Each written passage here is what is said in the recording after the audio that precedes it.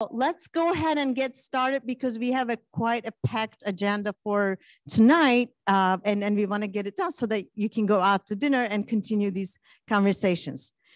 So let's see. All right, before and by the way, I am Asli Sezen-Barrie. If you don't know me yet, I am one of the co-leads of the DRK12 program. So welcome and happy to see you here. And as you all know, we did what we had to do during the pandemic, and following the pandemic, we stayed safe. That was important for us to do, but it's also really great and exciting to see you all and share this space. So before I start my remark today, and I want to thank a couple of people who really helped me organizing some of the sessions and who also helped the meeting in general. So first, I do want to help my colleague, Dr. Joan Walker, who is the co-lead of another co-lead of the DRK12 program. And she was great bouncing ideas with me. And I can't thank enough to the cadre staff, who's our resource center, and especially Catherine McCullough, who's been great at responding emails at 6 a.m., 11 p.m., and during the meetings. Definitely deserves a big clap. And of course, I do want to thank to the NSF program directors and other NSF staff who graciously offered their time and presenting during this meeting, and also are holding so many PI meetings. And they're very happy to meet with you here, so I want to thank them for their time. And of course, there are other organizers and planners that will be thanked throughout these talks, and I just want to give a brief thank you to all of them. And of course, to you, to the DRK12 PIs. Thank you for being here. Thank you for trying to really address the challenges that schools have been facing. And thank you for improving our field and our portfolio. So as you know, the DRK12 program is the only program really that attends to the needs of the formal education at the pre-K-12 level. And this program has some critical objectives. And one of them is try to understand how we can build knowledge about teachers and students learning of the STEM content, practices, and skills. And another critical objective of the program is to build collaborative partnerships among STEM researchers, STEM education researchers, STEM education practitioners, and also district leaders. And yet another critical component of this program is to help build the field by looking at knowledge syntheses and also looking at innovative ways of assessment of teacher and student learning and engagement in STEM fields. So we hope to have outcomes that are promising at the end of our projects, effective and also evidence-based products, methods that will basically help all students and all teachers at the pre-K-12 level. So we at NSF, with the help of our science assistants, who are hopefully listening to us right now, we basically looked at some of the active awards. And what we have seen that you, as the DRK12 PIs, are tackling some of the critical challenges that schools have been facing now. And some of them are included on my slides here. As you would see, we have projects that are trying to create inclusive environments for students with disabilities in STEM education. We have projects that are trying to address schools' response to COVID-19 pandemic and the post-pandemic conditions of schooling. And we have projects that has worked on designing hybrid learning environments for both students and teachers. We have increasing interest in and focus in our projects to look at equitable learning environments for youth, especially underrepresented youth in STEM. And we have projects that are addressing to the need of NGSS alignment, the next generation science standards. We have projects that are attending to some of the environmental great challenges that our world is facing now. We have projects that are really looking at teacher recruitment and retention, which links to the big problem we are facing as a nation. And also some of the ideas around teacher and student identity development. And another thing that we've been looking at is trying to see where are our projects, right? If you look at this map, you would see there are a lot of states that has DRK12 funds. In these states, there are schools that gets benefit from the NSF projects. And one thing that you would notice, though, that there are some states since 2018 that hasn't gotten any awards, and some that got only a handful, a few. And these are mostly our rural, what we call at NSF, the EPSCoR states.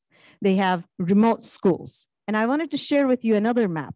When you look at it yearly, this is from 2022, we will see that there are more of those rural states that doesn't have NSF funding. So I wanted to, encourage you to think about some of these places that doesn't have so much NSF funding or doesn't have any NSF funding, and to collaborate with researchers, practitioners in these spaces so that we can actually access and bring opportunities to every zip code in the country. And I do want to tell you, as some of you might know, we have a new Soul Station. It just came out a few weeks ago. We're really excited about this one because some of our colleagues worked really hard on this.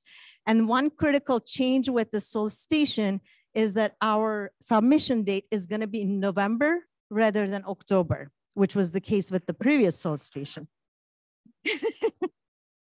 As a previous PI, I really like this change too. So particularly this year, it's going to be on November 8th. So make a note if you're preparing your proposals already. So I do want to highlight just a few things about what has changed, but you'll get a lot more information through our webinars that I'll talk about. So one of the new things is that we have a new project type. It's about partnership development. As you all know, it takes time, a lot of energy and understanding to build partnerships with a variety of stakeholders of the K-12 schooling. So we created this project type to basically give people about a year and about $100,000 funding to start building these relationships before you actually build your next step, next project. And the next thing that we have with this proposal is that we are really considering our teaching strand as a way to think about STEM workforce development. We do see STEM teachers as part of the STEM workforce development, and we highlight this now with this new Soul Station. And also dissemination plans. Dissemination plans have been part of our proposals. It was required, but now we want to have a new perspective on this. And in this new perspective, we want to think about dissemination plans as part of the knowledge mobilization, as part of a component of the project, a critical component of the project that will think about bidirectional transfer of knowledge between researchers, practitioners, district leaders, community members, and other stakeholders.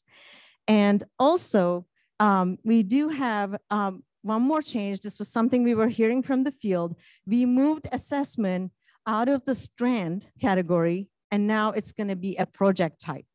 The reason for that is we understand well that assessment is part of learning and teaching. It's not separate from learning and teaching. So therefore, it's not going to be a separate strand anymore. And one last thing, you'll also see there are a lot of differences in how we define these project types. So read the Soul Station. It was really, fun to write. It was a lot of work, but I think, I hope that you'll appreciate it as well. So just to highlight a couple more things, as you see, we have the partnership development. Partnership development is a project type that's new, but also for those who are preparing conference proposals, we increased the budget on that one. We also heard you're struggling to fit into the previous budget, so now you have up to $200K for a year for conference proposals. So, and while I'm about to finish, I want to highlight a few things about upcoming outreach plan. So for our new Soul Station, we are going to have series of webinars. First, we are going to start with a recording. This is mostly informational webinar on the changes in the proposal and things to really, think carefully about the new Soul Station. And then in, later in July, We will have 2 webinars that will be more of a Q&A session that you can come and ask your questions about the solicitation. And Cadre already announced these webinars on their website. So you'll likely hear more information about these webinars through your emails or social media as well. And then we will also hold office hours, program office hours in August. And through this time, you're also welcome to send a 1-page concept paper to our LI's email at that will be at DRK12@nsf.gov, so that we can work with you on your specific proposal ideas. So as I'm gonna go down, I'm gonna leave the stage to our division director of DRL, Dr. Evan Heit, and he's gonna give his welcome remarks.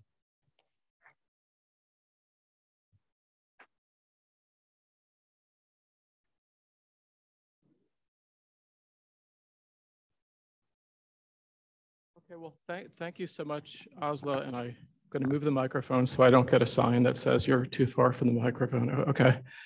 And I just want to share your appreciation of the whole DRK12 program officer team and cadre and the program committee, and most importantly, the DRK12 PIs. We just had the opportunity to meet the DRK12 career awardees. That was amazing. We are in awe of all of our PIs, but we're just so excited to see people starting their faculty careers with DRK12. As Asli said, we want you to see DRK12 as a nationally important program. And again, we really appreciate what you've done to bring DRK12 to this position with your support of knowledge building and K-12 STEM education. It really plays a crucial role in the NSF ecosystem. At NSF, we have education programs, we have science research programs. Both of those start with K-12. The education programs have their foundation in K-12 STEM education. The scientific programs, all of the scientific research, all of the scientists had their start in K-12 STEM education. What you're doing is so crucial right now, not only to NSF, not only to K-12 education, it's crucial in the whole funding landscape when we think about philanthropies, private funders, other federal funders. What you're doing in DRK12 is just so important. And why is it so important? Well, I think one of the reasons is the focus on teachers, the focus on teacher learning and teacher professional development that we see in most DRK12 projects. We've also seen in recent DRK awards co-design between teachers and researchers. That's something we really appreciate. If you've looked at the new DRK12 solicitation, if you've looked at our Dear Colleague letter on knowledge mobilization, you're going to know that we're going to expect more and more of that kind of authentic collaboration, authentic knowledge sharing between researchers and teachers, administrators, other practitioners. We absolutely love seeing that. Also, what's so important in DRK12 is not only the emphasis on the what, but on the who. Who is included in STEM? I can tell you, I'm so happy to tell you that so many DRK12 projects feature students, engage students who are from groups underrepresented in STEM. That is a strength of DRK12 that we're building on every year. We have a high proportion of DRK12 projects that are engaging Title I schools. That's something we're looking at. We want to do more. As you heard, we have some DRK12 projects in rural schools. We want to keep on doing more. We have projects in urban schools. We want to keep on doing more, but we're always interested in that. You may have heard that in the Directorate for STEM Education, which is where we work, we have different research themes. We have research themes such as research on STEM learning, research on broadening participation in STEM. And when we came up with these themes, when we put them down on our website or whatever we did with them, we might have thought of them as separate themes, but what we're observing in DRK12 and in other programs in the EDU Directorate is that these themes are synergistic, they're overlapping. increasingly, you can't study STEM learning without studying broadening participation in STEM and vice versa. And you're really exemplifying that in DRK12 projects. Now, sometimes I'm asked in my job just, well, what are your priorities at NSF? You know, what's really important, or what is DRK12 looking for? And we try to be as transparent as possible. Actually, if you go to the next slide, that this is probably a good time. If you could advance that.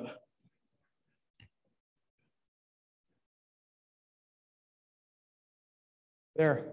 So we always point you to our solicitations, to our Dear Colleague letters. You know, we're an organization for the public, so all the information is definitely out there.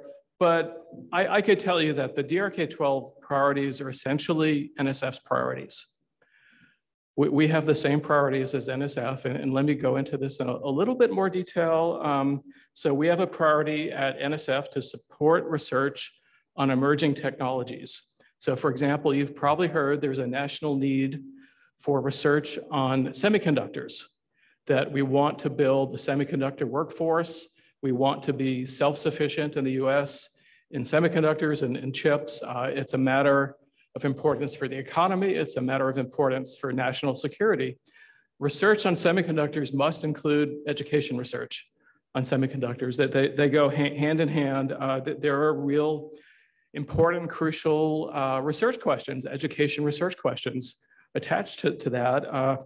For example, how can we build the foundations for a diverse semiconductor workforce and build future interest in semiconductor education and semiconductor careers, even while students are in K-12?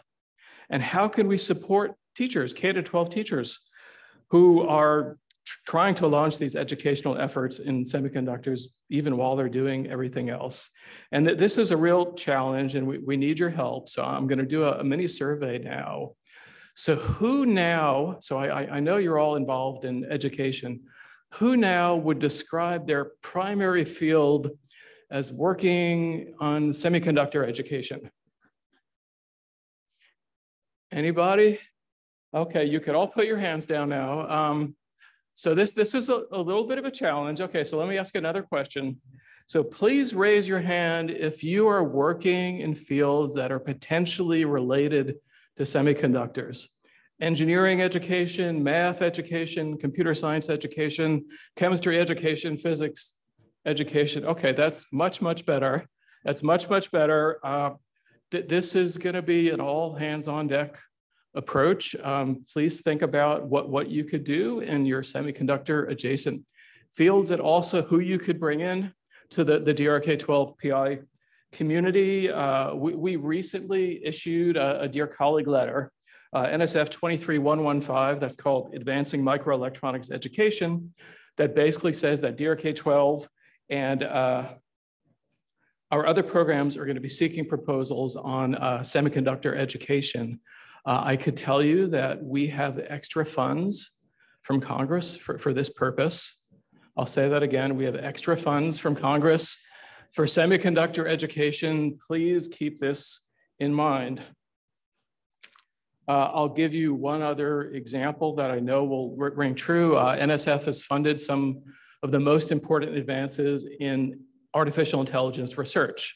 Together with artificial intelligence research, we need education research related to AI. We know that K-12 schools are being changed right now. Teachers are using AI to collect materials, write lesson plans, maybe grade homework.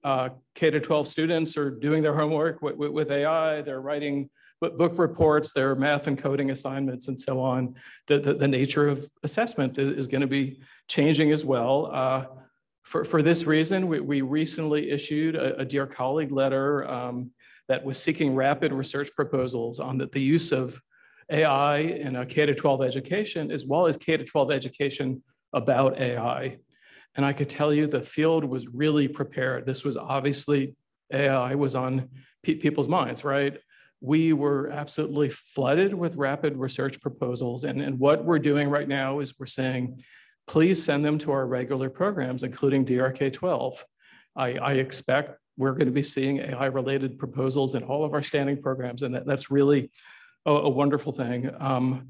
I want to give one last example that's also extremely timely in terms of an NSF priority, and that is that NSF is a major funder of, as you know, climate and sustainability research. This must go hand in hand with education on climate and sustainability. We know that youth in K-12, they have the most at stake in terms of the future of the planet, right?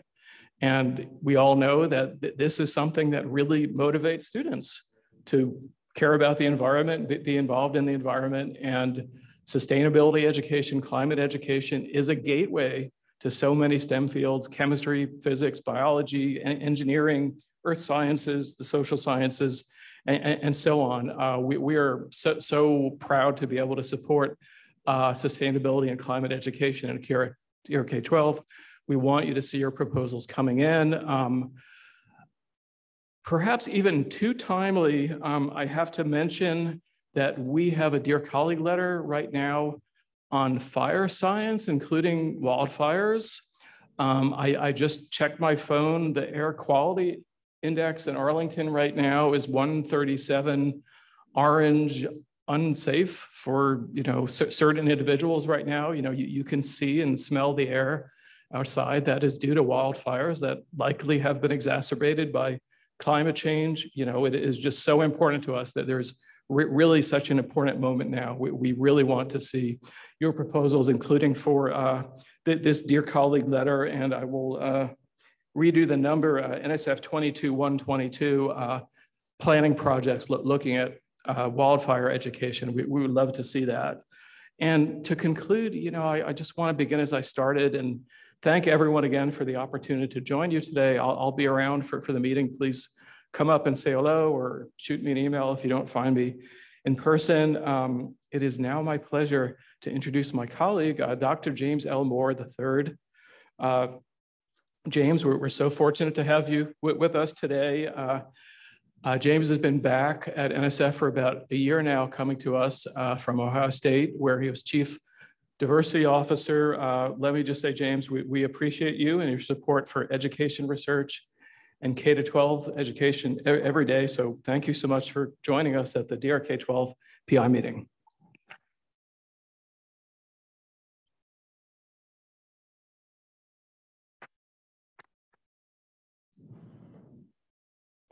Okay.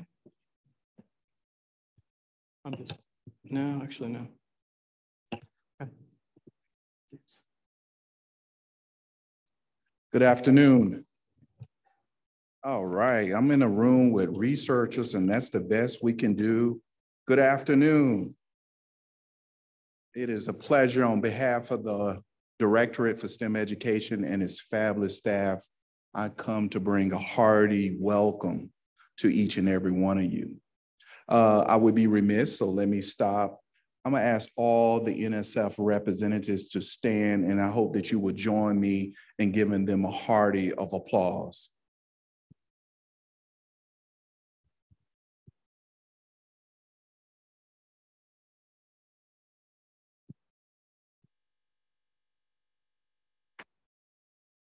Now, they really hold the bag, metaphorically speaking. They squeeze every dime out of us, but it's important. The work that we do is noble, and the work that we do will stand the test of time. As Dr. Benjamin E. Mays once said, we're impacting the born and the unborn. So many people in America are not afforded a quality education. And those individuals who are not able to get this access to the education that can transform their lives, where they can realize their dreams and aspirations, is a detriment to our whole entire country. In turn, it's very difficult to engage our wonderful democracy at a very high level without this education. See, within the Directorate for STEM Education, we're the most significant entity in the federal government that funds educational research. No one makes any more investments in educational research than the Directorate of STEM Education. Nevertheless, STEM educational research. See, STEM education research is our vertical focus, and we're vigilant in our quest to realize that focus. See, we invest in people and ideas, and you all are the people that we invest in that went through our robust, rigorous, gold standard review process. And I know at times you probably threw eggs at it. And you probably smiled when you got that note from your program director suggesting that I can't say you're funded, but I have some questions. Right. But nevertheless, I'm hoping that we're going to grow this room of individuals, is that we're going to proliferate eminent people who are engaged in this work all across the country, because that is our vertical focus. And we're unapologetic about that focus. We want to invest in people and ideas that are doing work that can produce a groundswell in teaching and learning in some of the most vulnerable educational under-resourced spaces in America. See, you all are public servants. You never thought of yourself as a public servant because the work you do is a public good. We don't just fund people because we like you or we like your hair or we like your shoes. We fund individuals who can help us realize our vision and mission to advance teaching and learning in meaningful ways. See, we're at this crossroad in our country where we can no longer just neglect individuals. There are places around the country that individuals are not afforded the kind of quality instruction that young people deserve. Let me say, you probably hear it in my voice. I'm a native of South Carolina, and I had the privilege, because I stay on the road, I'm in the air longer than I'm actually in the places, because I wanted to convey to the community around the United States that we care. And something I learned on the front porch with my grandmother: you can't serve people if you don't spend time with people. And it's important that we, as researchers, we live vicariously through you, so we know how to better serve and better outline solicitations and announcements in a way that it resonates with the people that we're trying to reach. So when I was in South Carolina, in North Carolina, they have the Hunt Institute, where they go to states and work with legislators and individuals who focus on education. And in fact, they didn't know I was from South Carolina. They just knew I was just somebody at NSF. And I had an opportunity to interact with the legislators that focus on education, including the state superintendent. And I'll never forget. So when you have a rainy day, I want you to remember this story, because this is what wakes me up every morning to say, not only is the work noble, James, is that you have to kind of work and put this directorate in a place where it can be the tipping point for a county, a district like was referenced. This legislator told me, he says, Dr. Moore, in my county, and he said county, we have 900 kids in my district, and we only have one math teacher. And the highest math that you can take is algebra. But that's not unique to my beloved South Carolina. You know, my home institution is Ohio, and if you can go in southern Ohio, in the midst of Appalachia, you can see the same trends in places in Appalachia or the Black Belt of Alabama or the Delta region of Arkansas and Mississippi, or go even to Cleveland, Ohio, Youngstown, Ohio, Gary, Indiana, Chester, PA. You can see these trends all around the country. We are not going to be able to proliferate enough teachers overnight, But I tell you, we're going to be vigilant trying to do so. So we need researchers to tell us what works. But not only we don't want to just fund research because the critique that they have of people, and I'm speaking to myself because I'm one of you. When I look at you, I'm looking at myself. How do we ensure that the research, the meaningful findings, the investments that this country has made into your curiosity, your scientific inquiry and discovery, how do we ensure that those findings are mobilized and accessible to the teachers, the educators, the districts, the individuals who can benefit the most from it? You're going to hear us talk about knowledge mobilization constantly. We're going to push you. And I want you to constantly think about it. Because when I get called on the Hill to do a briefing, they say, Moore, you fund all this research, but how are people benefiting from it?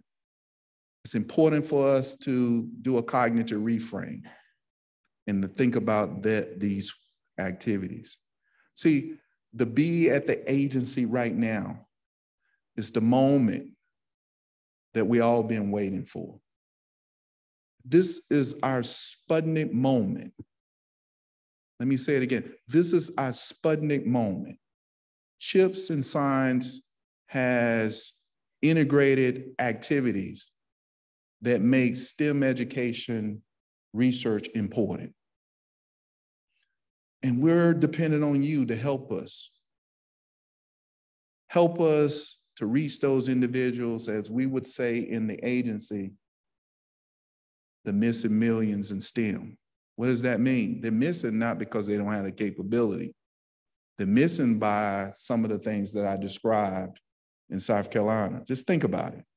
No matter what, no matter how smart kids may be in that particular county, they won't be able to enter a traditional pathway that will land them to the flagship and land grant of that state. We can do something about it. Your curiosity, your findings. My colleague put up that map. There are still some states that we haven't touched, but your research can touch it. We don't always have to have a PI in that area. Those states are waiting for collaboration. And some of you all are probably saying, I hope that you will have time to collaborate and connect, because some of your research you can kind of share your partnerships where you may have access in a district. You might be able to build on that IRB so you can tap into those students and vice versa. Well, we can study, because every study, even no matter how rigorous it may be, it may not fit within that context. But we're in this moment in time, we need to do research that has the greatest applicability for every setting and every context. Let me just say this, Evan is one of our beloved leaders. I run the marathon at a sprinter's pace. And I always tell people, if you want to catch me, you're better off to catch me 4 in the morning, 5 in the morning, because I get up early. Because my dad always say, when you're behind, you got to run faster. I'm behind because I've seen suffering. We refer to my grandfather as the Black Aristotle. He's deceased. And he says, if you see suffering, you hear about it or experience it, your life just won't be the same.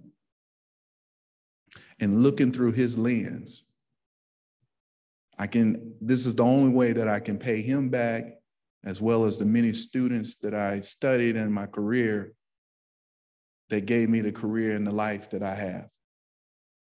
In many ways, we have an opportunity. Vocation in Latin means calling, and I'm sure each and every one of you all care dearly about your work. This knowledge mobilization, I just want to underscore it even more, is that, it's something that is creating a buzz. And I'm just thankful when I say I appreciate Evan's leadership. It's because when I throw an idea at him, next thing I know, and probably within a day, he already said, the team has convened. And I'll have something to send to you by this day, and it's usually by the end of the day. Maybe he sets it up that way to make me think he's running faster, but nevertheless, the team, this group cares deeply about this work. And if you have ideas, call them. You can see they're outlining a whole new mechanism, how we're trying to go about this work, because we know it's important to be close to you because you're on close to the ground to the work that we're trying to do.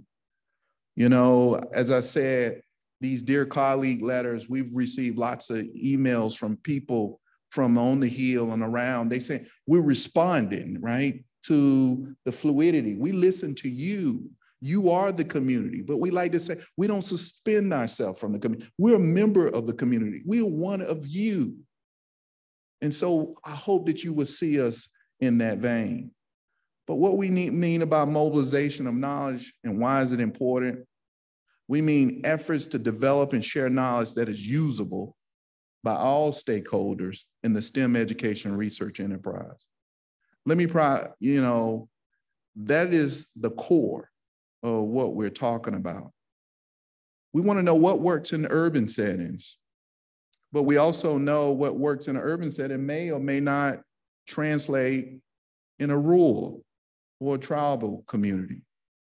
That's why through this new DCL that Evan mentioned, it's supporting studies that not only look at mobilization, but also how mobilization can be applicable to different communities across the United States.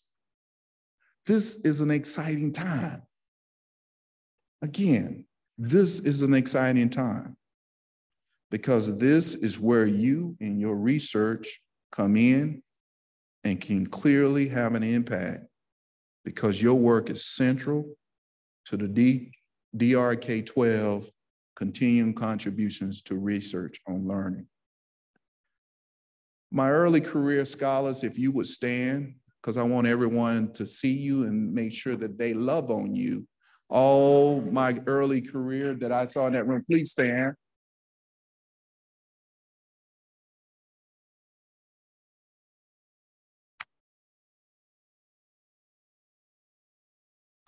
Now, I wanted them to be front and center because what I learned from my mentor, he says, one of the great responsibilities of an academic is to reproduce him and himself. But not only that, is to nurture the next generation of scholars and researchers who come behind you. And I hope you will love on them and support them, extend your sage wisdom for those who have navigated the terrains of NSF and beyond. It's important and your contributions matter. And then we hope to fund even more early career scholars. You know, in the words of Walt Whitman, he says, I hope that your ears itch at you until you understand my words. And I hope that you understand every word that I say. And I hope that you understand that we see you as a collaborator and a partner and entity to help us realize our vision and mission as a director.